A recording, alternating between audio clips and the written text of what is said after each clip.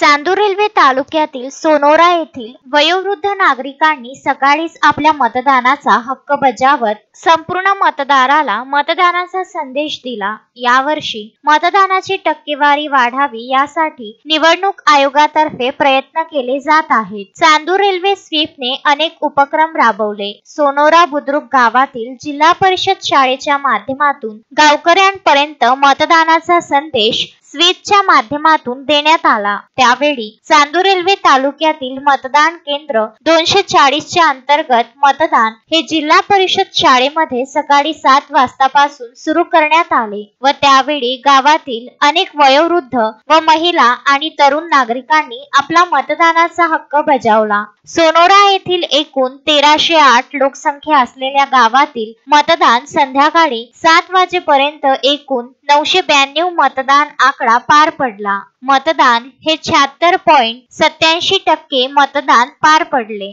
Piyush Thombare, Vidarbha news, Chandur railway.